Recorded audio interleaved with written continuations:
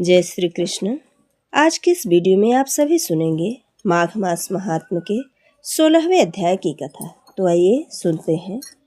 कार्तवीर कहने लगा कि हे भगवान, वह राक्षस कौन था और कांचन मालिनी कौन थी? उसने अपना धर्म कैसे दिया और उनका साथ कैसे हुआ? हे ऋषि, ऋष्यत्र की संतान के सूर्य, यह कथा सुनाकर मेरा कौतूहल दूर कीजिए। तब दत्तात्रेय जी कहने लगे कि राजन, इस पुरातन विचित्र इतिहास को सुनो। कांचन मालिनी नाम की एक सुंदर अप्सरा थी, जो माघ मास में प्रयाग में स्नान करके कैलाश पर जा रही थी। तब उसको मार्ग में जाते हुए हिमालय के कुंज से एक क्षीर राक्षस ने देख लिया। उस सोने जैसे तेज वाली, सुंदर कटी वाली, बड़े बड़े नेत्रों वाली, चंद्रमुखी, सुंदर केश और पील पयोधर वाली सुंदर अप्सरा को देखकर उस राक्षस ने कहा कि हे सुंदरी, कमल नैनी, तुम कौन हो और कहाँ से आ रही हो? तुम्हारे वस्त्र और बेड़ी भीगी हुई क्यों है? तुम आकाश मार्ग से कहाँ जा रही हो और किस पुण्य के प्रताप से तुम्हारा शरीर ऐसा तेजस्वी और मनोहर बना हुआ है? तुम्हारे गीले वस्त्र से मेरे मस्तक पर गिरे हुए एक बूंद से मेरे क्रूर मन को एकदम शांति प्राप्त हो गई। इसका क्या कारण है?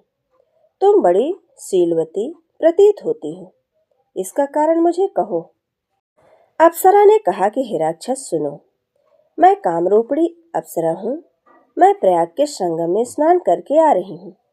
इसी ने मेरे वस्त्र को गीला किया है। अब मैं कैलाश पर जा रही हूँ, जहाँ पर श्री शिव निवास है। त्रिवेणी के जल से मेरी सब क्रूरता दूर हो गई, जिसके पुण्य के प्रभाव से मैं इतनी सुंदर और पार्वती जी की प्रिय सखी हूँ। जो आश्चर्य देने वाला उदाहरण मुझसे ब्रह्मा जी ने कहा था, सो सुनो। मैं कलिंग देश के राजा की वैश्या थी। रूप, लावण्य और सुंदरता में मैं अपूर्व थी। मेरी सुंदरता पर सारा नगर मोहित था और मैंने अनेकों प्रकार के भोगों को भोगा। अनेक प्रकार के वस्त्र और आभूषणों की घर में कोई कमी न थी। कई कामी पुरुष आपस में स्पर्धा से ही मृत्यु को प्राप्त हो गए। इस तरह उस नगर में बड़ी सुंदरता से यौवन व्यतीत हुआ और मैं वृद्धावस्था को प्राप्त हो गई। तब मेरे मन में विचार उत्पन्न हुआ कि मैंने अपनी सारी आयु पापों में ही व्यतीत कर दी। धर्म का कोई कार्य, दान, तप, यज्ञ आदि नहीं किया। शिव व दुर्गा जी की आराधना नहीं की, न कभी भगवान विष्णु का पूजन किया। इस प्रकार अशांत चित्त से मैंने एक ब्राह्मण की शरण ली, जो वेदों का ज्ञाता और धर्मनिष्ठ था।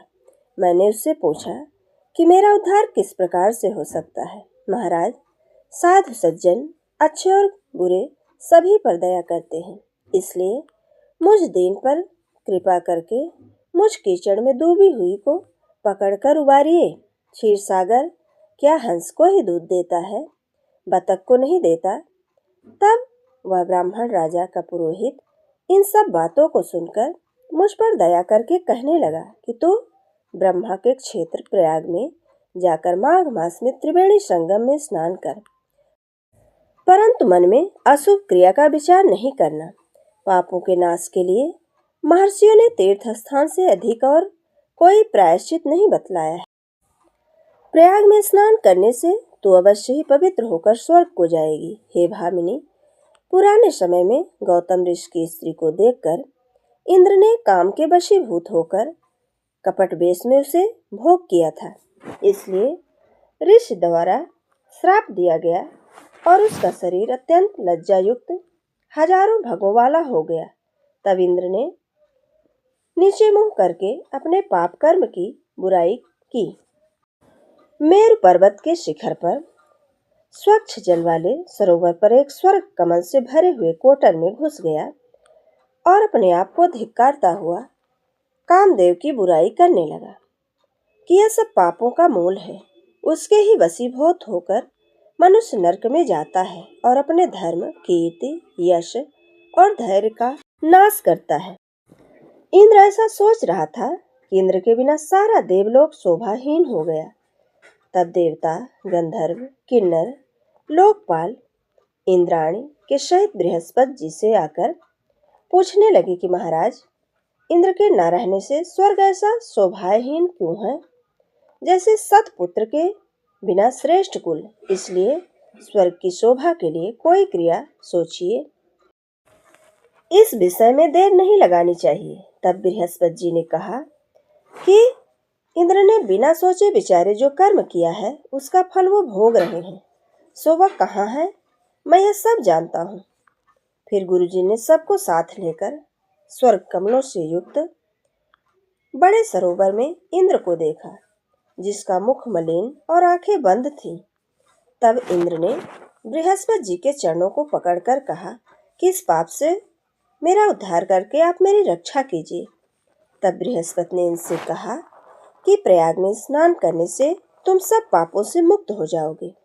तब इंद्र सहित सबने ही प्रयाग में जाकर संगम में स्नान किया और त्रिवेणी स्नान से इंद्र पाप मुक्त हो गए।